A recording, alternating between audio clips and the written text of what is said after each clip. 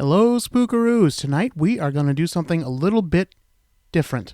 I actually had an episode ready to go. I recorded a whole really long episode with my friend Tristan, and she's your friend too. You've heard her before on the show if you're a longtime listener. She's actually appeared on a few episodes.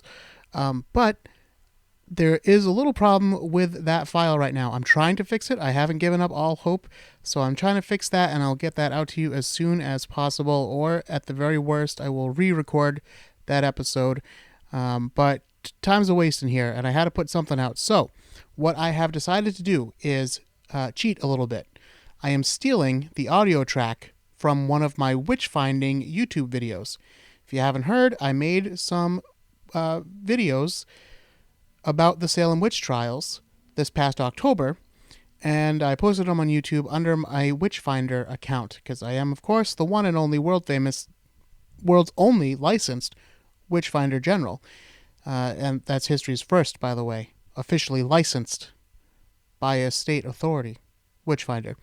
And you can check out those videos on YouTube. Unfortunately, I can't give you a direct URL, not a nice clean one anyway, because if you have under 100 subscribers, then YouTube won't let you have a custom URL. So it would be a big favor to me if you guys, you listeners, you spookaroos, could go and subscribe to the Witchfinder. Now, how do you find the Witchfinder if you don't have a custom URL? What you need to do is go to youtube.com and search for Witchfinder Salem, and that should pull up my videos. You'll see me in my Witchfinder garb in most of the videos, or perhaps you'll see Sarah Good. There's a video about Sarah Good. But the first video where this audio is taken from is probably what's going to pop up first, and this is called What Started the Salem Witch Hysteria. And that's what this episode is going to be all about. Now, I am transferring this from a video medium to an audio medium. So you're going to hear me say video, and you're going to hear me reference a few things that might work a little bit better if you had the visual element, like when I say, here we are, blah, blah, blah. It's just a little video of the place that I'm talking about, but it's all right.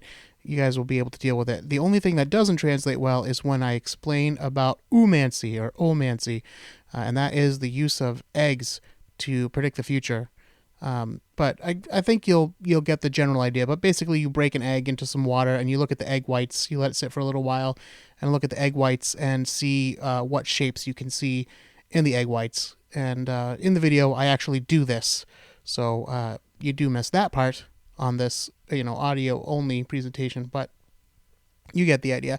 And if you want to see it, you go to YouTube and you look for Witchfinder Salem, and you subscribe, and then I can give you a nice custom URL in the future to find it nice and easily. Okay, so I hope you don't mind my cheating this way a little bit, but I wanted to get an episode out to you guys.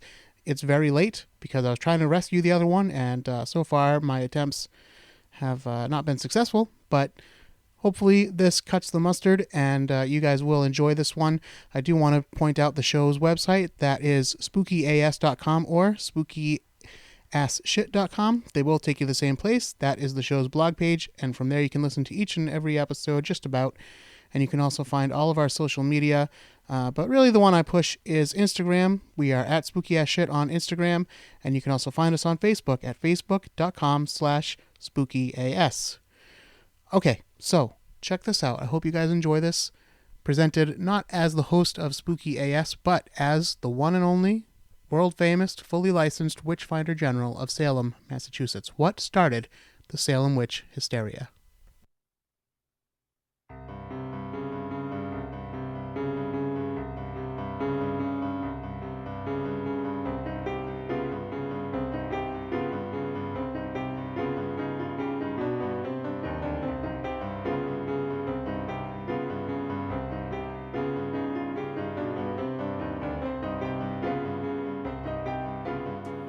As the Witchfinder General of Salem, Massachusetts, one of the questions I get asked all the time is, how did the witch hysteria of 1692 begin? Now, that's actually a pretty complicated question when you think about it, because what do you mean by begin? Do you mean what started the girls having their fits in the first place? Do you mean what took what should have been a small household level problem and turned it into a county-wide pandemic? Or do you mean, what was the flashing point that turned neighbor against neighbor and led to the deaths of at least 20 people. Now, for the sake of this particular video, I am going to focus on just one of these issues, really. I want to start by talking about what caused the girls to have their fits in the first place. What was the inciting incident that would set Salem Village on a path to the death of 20, and actually more, innocent people? As I tell the story, I shall endeavor to keep the scope of this video relatively narrow, for brevity's sake, even though it might not seem like 38 minutes is all that brief. There are several related side stories that I would love to go off on a tangent on and tell you all about, such as what role the adults played in naming the initial suspects, or the baking of Mary Sibley's witch cake, but I shall try to temper my enthusiasm for the subject and stick narrowly to the subject at hand. What caused the girls' fits in the first place? Our story begins here. This is the site of the Salem Village Parsonage. The parsonage is a house where a village minister would live. In 1692, Salem Village's minister was Reverend Samuel Parris. He was Salem Village's first ordained minister, though there had been other unordained ministers before him. His election as village minister widened an already deep divide between villagers, and the way that he gained his ordination through some kind of corrupt bargain with the political and financially powerful Putnam family furthered that divide. Samuel Parris lived in the parsonage with his wife, Elizabeth, and their children, 10-year-old Thomas, 9-year-old Betty, and 5-year-old Susanna. Also living with them were Parris's orphaned 11-year-old niece, Abigail Williams, and 2, probably, Caribbean Indian slaves, a married couple named Tituba and John Indian. Even before the witchcraft outbreak, the Parris household could not have been a very comfortable place to live. For one thing, the villagers were in very much dispute over the payment of the reverend's salary, and because of this dispute, they often simply didn't pay it. This meant that there was no money for firewood, and this meant, in January of 1692, that this house was rather cold. On top of this, through his sermons and writings, it is very clear that Reverend Parris was very aware that there was a faction in town set to drive him out of the parsonage and out of town. It's not unreasonable to think that he expressed anxiety and frustration over this in the household. And it doesn't take a large leap in logic to assume, then, that he expressed to the children in the household that they must live even more morally upright than any of the other villagers. They have to be shining examples to the community. After all, they were the sons and daughters and orphaned nieces of the minister. Because if they behaved as anything other than the perfect little Puritan children, his enemies would have reason to declare him unfit for his ministry. We also know from his sermons that he was a firm believer in corporal punishment. Now, on top of these specific anxieties, there were also general anxieties that came with living as a Puritan in rural New England at this time. Chief among these was the concern for your eternal soul. The Puritans believed that God had decided whether you would spend eternity in heaven or in hell before the world was even created. It didn't matter what you did in life. Either way, he already made up his mind and you were going to heaven or hell. Now, you may suppose that this would mean that the Puritans were free to live however they wanted because God had already made up his mind, and it doesn't matter whether you're a sinner or a saint. You can do whatever you want. God's already made up his mind. You're going to go to heaven. You're going to go to hell. Party, right? But that's not the way it was. They believed that if you were one of the chosen people, one of the elect, one of the saints, as they would come to be known, then you would naturally live a life fitting with the Puritan ideals and morals of the times. So if you were known to be a sinner, this meant that you were probably not one of the elect. You were probably not going to end up going to heaven. And this would reflect very badly on you and your family. It's kind of a skewed logic, I know, but this is the crowd we're working with.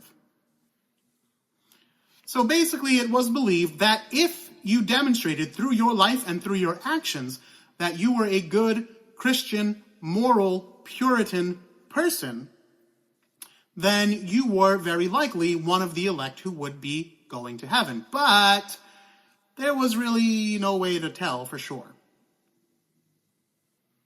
So the fear of hell and the devil was very much real.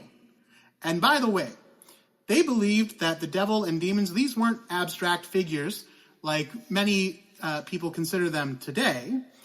These were actual beings that could and would visit Earth and wreak havoc in your life. The parsonage children would attend religious services, which they referred to as meetings, at least 3 times a week in the town meeting house, what we might call a church today. Puritans also had something called church, but that was what you called the people who were believed to be elect, these saints, and people would go to the meeting house whether they were members of the church or not. It's kind of a thing for a different video, but just know that church means something different to a Puritan than it does to us. And their, what we would call church today, their building where they met and prayed and talked about the Bible and all that stuff was called the meeting house. And their services were called meetings. So the children would go to 3, at least, services per week at the meeting house, but then they'd also have religious services at home, run by their father, Reverend Paris. And this included a Saturday night sermon, which would be like his dress rehearsal for the sermon he was going to give the next day to the town at the meeting house. There was also the constant fear of Indian attacks. Several nearby towns had been raided with Puritan men being slaughtered and their wives and children either being killed as well or carried away to fates unknown, or, at the very best, left to fend for themselves. It is often speculated that the orphaned Abigail Williams became an orphan because her parents were murdered in an Indian attack. There's absolutely no proof in the record that this was the case, but it is at least possible, if not probable. It's also important to understand that the Puritans basically were racist, and they saw the Native Americans, Native people, First Nations, we're going to call them Indians in this series because that's what they were called at the time, and we're flowing with that. The Indians were less than human. They thought they were kind of a subspecies of human, possibly related to the race of Cain, who was the first murderer in the Bible and cursed by God to live out a different life. Now, God said to stay away from these people, and he helpfully set a mark on them, but the Bible doesn't tell us what the mark was. So the Puritans thought that this mark may, in fact, be skin that was a little bit darker than their own. And they thought that it was possible that the Indians had not discovered any form of Christianity, let alone Puritanism, because they were actually demons, essentially, or a race given over to demons, and that they worshipped not God or gods that they claimed to, if they prayed at all, because several Indian tribes did not really have a form of worship. If they had any kind of worship at all, what these people were praying to were not in any way, shape, or form related to Jesus or God the Creator. They were related to the devil and his demons. It's also important to know that at this time, the idea of witches and demonic infestation was nothing new in Massachusetts. There had been witch trials before, and most recently, before this, just a few years earlier, there was a woman named Goody Glover who was tried, convicted, and hanged in Boston for the crime of witchcraft. Her grave is unknown, but it's somewhere on Boston Common. So next time you go to Cheers, take a stroll over, walk over to Frog Pond, and think about the witch buried somewhere nearby, just above the parking garage, perhaps. There was also a case not too long before the 1692 witchcraft trials of a 16-year-old girl in Groton who at first claimed to be bewitched, and then when through trials it was discovered that the person she accused could not be the one bewitching her, it was determined that she was in fact possessed by a demon. The devil, it seemed, considered New England his kingdom, and he was willing to fight the Puritans for it. In January of 1692, Abigail Williams began to complain of headaches. Gradually, both she and her cousin Betty began to flinch as if they feared being attacked by an invisible attacker. Indeed, their fear grew so great that they started hiding under chairs and crawling into holes, but they could not say just what they were so afraid of. At times, they spoke gibberish. At other times, they seemed unable to speak at all. They claimed to feel both dull aches and sharp pains. Sometimes they would suddenly collapse to the floor as if they had no skeleton to support their weight. Other times, their bodies would stiffen rigidly. Other times, they would begin to convulse and writhe on the floor or in their beds. We don't know for certain if any one particular incident served as the spark which lit the flame that would soon engulf all of Salem, but we do have an intriguing clue left to us by Reverend John Hale. Just a few years after the trial had ended, Reverend Hale, who came from Beverly to witness the girls in their first fits and stayed with the trials all throughout, wrote a book about the events of 1692. In it, he claimed that one of the afflicted girls confessed to him that her fits had started after she and another one of the afflicted girls had attempted to divine their own future using a method known as omancy. Omancy is the act of trying to tell your fortune by using the whites of an egg. In order to do it, all you need is a clear glass full of room temperature to slightly warm water and an egg. You have to crack it open and separate the yolk from the whites and pour in just the whites. In 1692, the girls said they were doing this because the idea is that the formation of whatever the whites form in the egg would be the occupation of your future husband. It seems very similar to games that we used to play when I was a kid. There was a game called MASH where I forget how it works. And I forget even what MASH stood for. It was like marry, something, house, school maybe, I don't know. But it stood for all these things. So sometimes people say that you're supposed to let it sit for hours or overnight or something like that. In 1692, I don't think that was the case. I think they probably did it just the way we're doing it now, where they dropped it in and took a look and saw what they saw. Hale's unnamed confessor stated that when she and her accomplice looked into the egg, they saw the shape of a coffin, symbolizing perhaps an early death.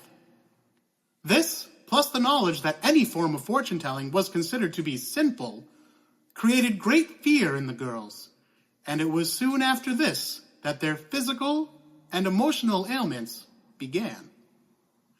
Now, we can't say for certain, but it is probable that the two unnamed girls he's talking about here are Betty Paris, who did the confessing, and Abigail Williams.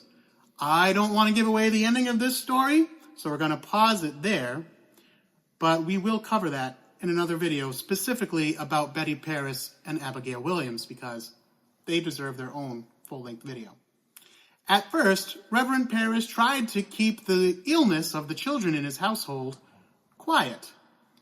But in these times, it was customary for parishioners to pay a visit to their minister, either just for general conversation and well wishes, or to seek his counsel. Guests to the parsonage couldn't help but notice the young girls writhing on the floor. This attracted attention, and soon it was the talk of the town. Still, Paris was hoping to find a medical reason why the girls were so afflicted. He must have suspected witchcraft or even demonic possession. But, again, he was worried about his place in town, so he wouldn't want the village thinking that something satanic was happening in his own household.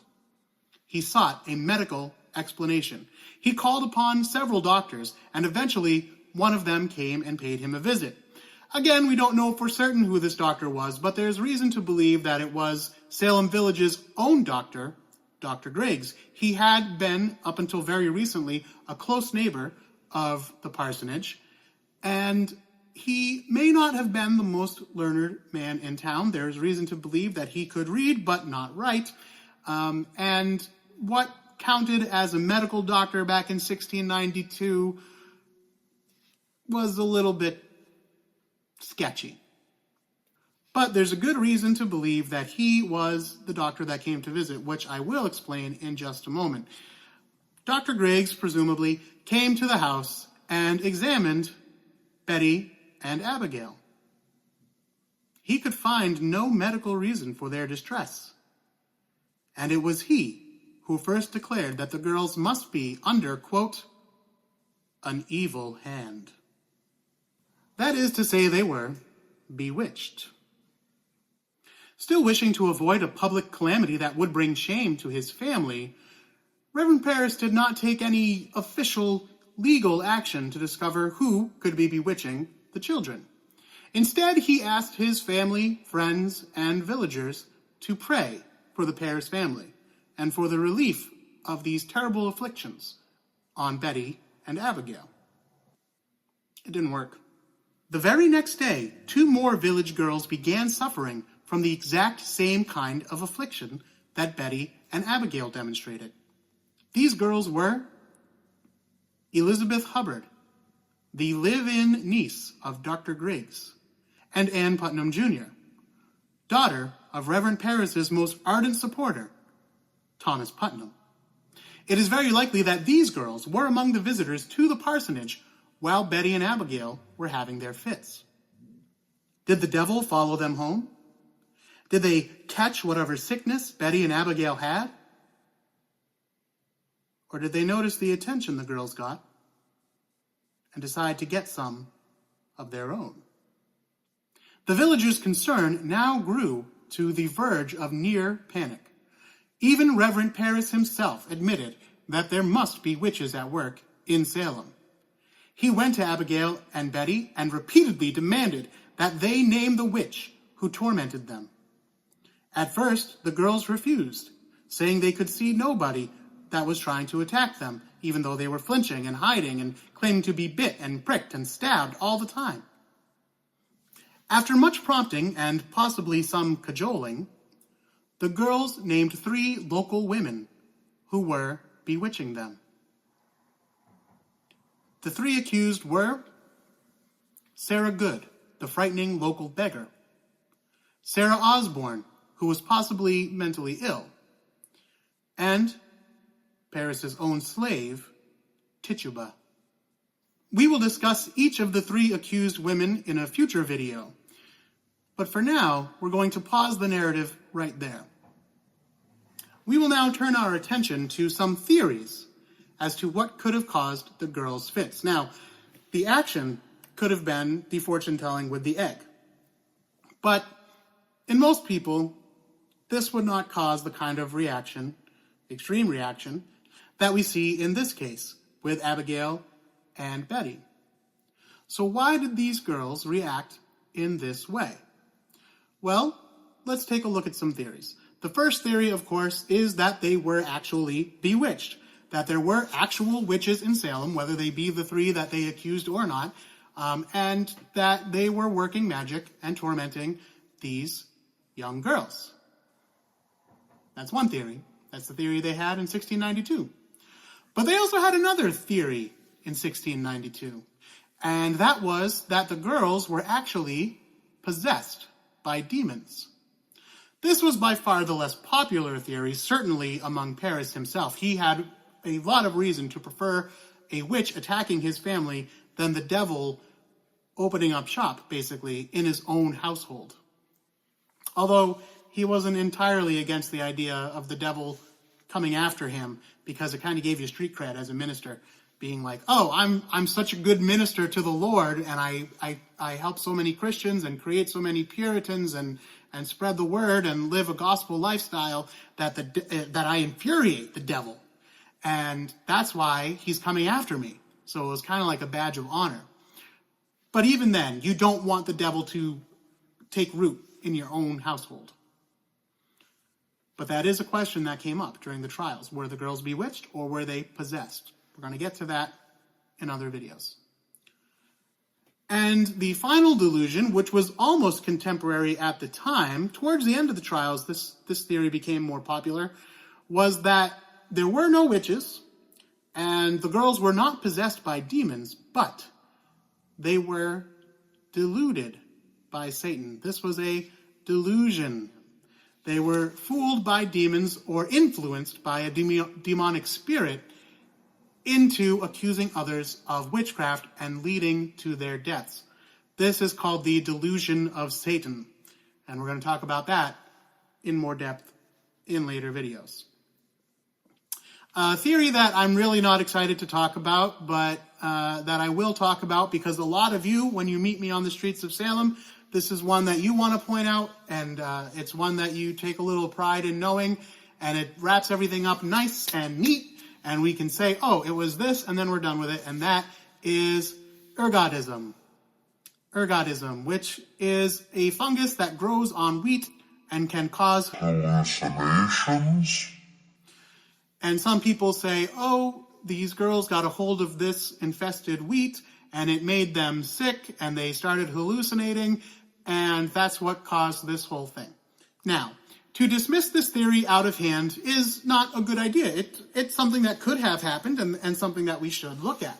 And I think that the mistake a lot of people who kind of shoot down this theory make is thinking that the people who support this theory are saying that everybody who accused people of being a witch or said that they saw a yellow bird or they saw the devil and they saw all these witches holding their Sabbath meetings, that everybody who said those things was affected with this ergot sickness. But I don't think that's what most of the people who support the theory are saying. I think that they're saying, no. Betty and Abigail had ergot sickness, and from there it became something else, whether it was faking sickness or witchcraft afflictions, or whether it was something else, maybe one of the mental health diseases we're going to be discussing in just a moment. But even then, I still don't really like this theory because there were other people in the house. There were 8 people in the house, and only 2 people got sick. Even if you say, well, they're children, their stomachs couldn't handle it, adults maybe could digest it easier, and it wasn't really a problem for them. You still have Thomas, the oldest son, who was not affected. He's not mentioned in any of the records as suffering any kind of afflictions, nor 5-year-old Susanna. She was also not affected. Not to mention that none of the adults, with the exception of John Indian, who turns out to be a rather shady character, perhaps forgivably. We'll talk about him in a future video. Are you guys getting sick of me saying that yet? We've got a lot to talk about. I told you, I got a lot of enthusiasm and passion, so much I even talk too fast and I can't get the words out right. Another theory, which I think is very interesting, we have absolutely no proof that this was the case, except possibly the girls' actions. And I don't know enough about it to really have a judgment on it, aside from saying that we don't have any proof that this took place. But the theory is that one or both of the girls was being sexually abused. There's nothing in the record to indicate that, but then again, why would there be? They're not going to say like, oh, by the way, she was abused right before all this started happening by somebody else in the house, one of the adults in the house, or maybe even the older brother. Who knows? But without proof, I don't feel like it's something to give too much credit to, because there are other more reasonable areas that we can look into.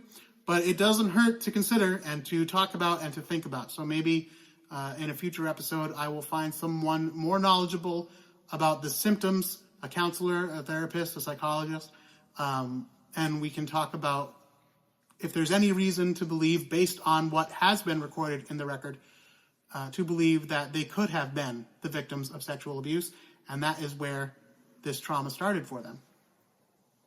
But that leads us very nicely into what I consider more likely suspects for what was going on here, and that is mental health issues. Now, if you have studied the witch trials at all, you have probably heard that a lot of people believe the girls were suffering from hysteria, and that this is what broke out throughout the village. Some people might have been faking it, but some people actually had clinical hysteria.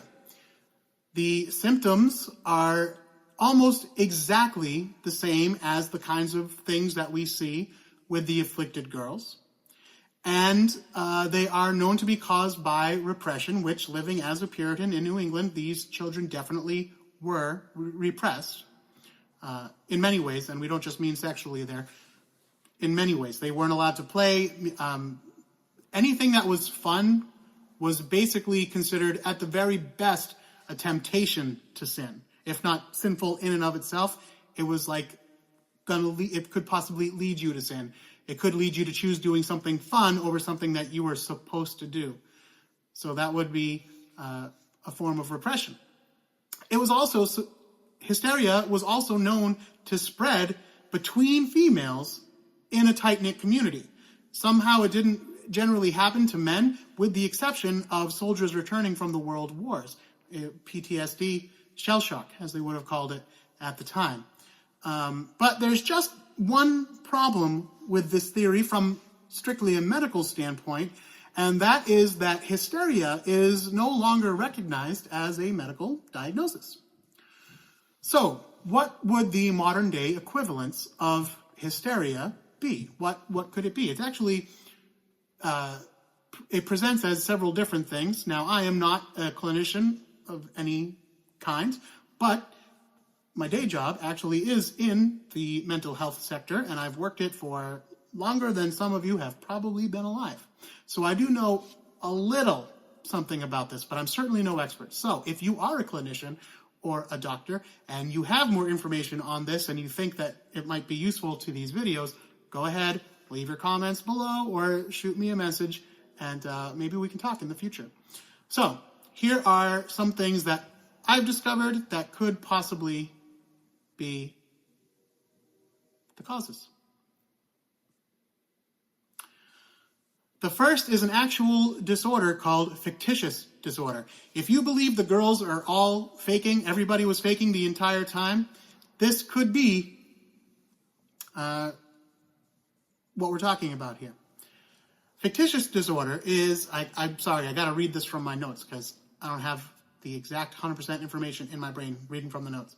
A person deliberately fabricates or exaggerates physical or psychological symptoms because they are getting some type of reinforcement from being sick. Symptoms could be any number of things, and they could be completely faked, like pretending to have thrown up, like someone comes out of the bathroom and they say, I just threw up, but no one saw it, and you don't know for sure that it happened. Or it could be induced, meaning you take some, Epicath and make yourself throw up or something like that. So you have the actual symptom, but you brought it on yourself and it's not due to whatever you're claiming it's due to. An important point to emphasize is that people with fictitious disorder do not actually suffer the symptoms that they claim, and they also do not fear that they will suffer these symptoms. So they're not actually throwing up because of an illness, and they also aren't afraid that they're actually going to get sick. It's usually motivated by the attention and the sympathy that they get from others. And what's very interesting is that this can happen without the person with fictitious disorder even knowing that that's the underlying reason why they're doing it. The brain's a tricky thing, man. It is not motivated by external rewards, such as getting out of household chores, or getting to miss meetings, or getting to make some kind of money off of being sick, or, like you're not getting Social Security or something like that. This is the major difference between fictitious disorder and our next mental health suspect, malingering. Malingering is when a person deliberately fakes physical or mental health symptoms to gain material goods. This is not actually a disorder, it's what you would call a condition.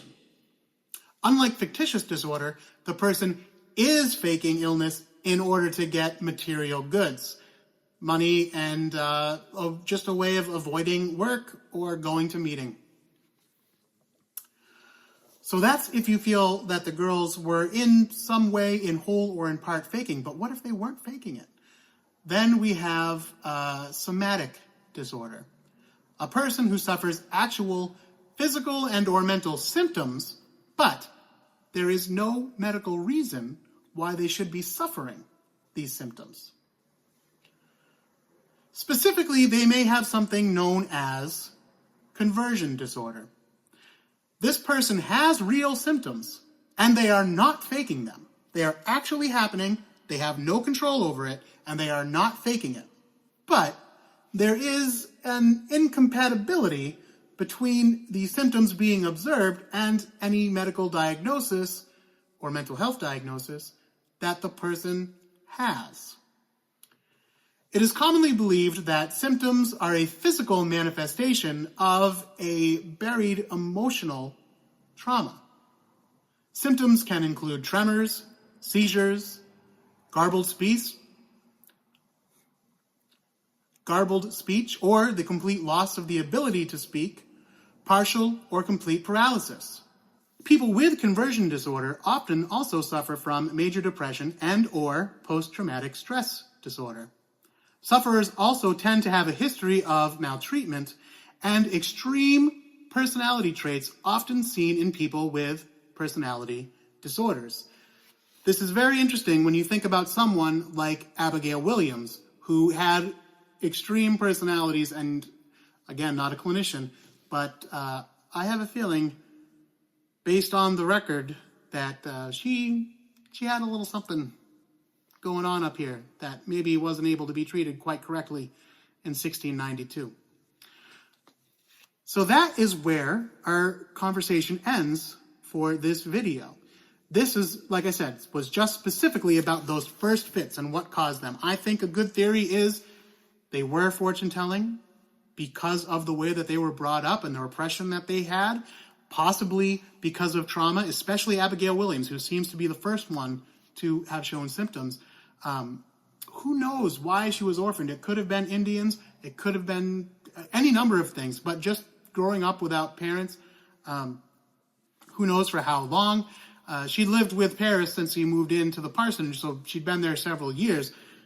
But who knows what was going on. But I feel like something bad had happened or was happening to Abigail Williams.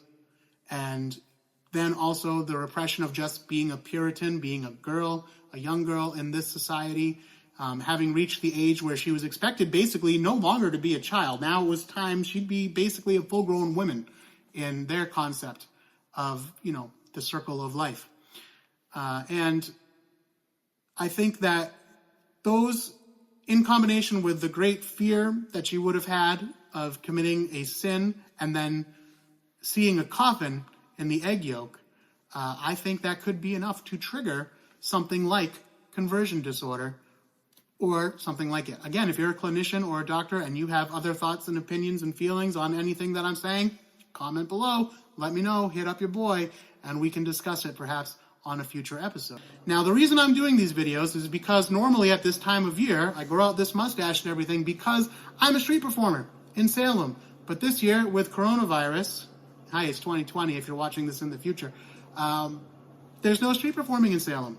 And that's bad news for me because that means I'm not making any money on street performing. So, if you enjoyed this video, if you want to see the series continue, and if you want to support the Witchfinder, then I invite you to go to gofundme.com/witchfinder20 and give generously, just like you would if I was on the street. Now, I'm not looking for big money, and I'm not asking for something for nothing. You can go ahead and leave $1 That's fine. That's how we do it on the street, dollar by dollar. And I know that this is like the worst time in history to be asking for money, but again, I'm not asking for a lot. Any little bit that you can give would be a great help, and keep that Witchfinder going.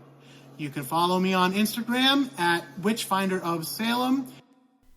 And you can follow this show on Instagram at Spooky Ass Shit. And that is the end of this episode. So I know it's a little bit unusual, but I hope you guys enjoyed it, and I hope that everything translated pretty well from a visual medium to an audio medium. But don't forget, you can find the Witchfinder on YouTube, and you can see this whole video and some of the other ones that I posted. Just go to youtube.com and type in Witchfinder Salem, and you should be able to find it pretty easily.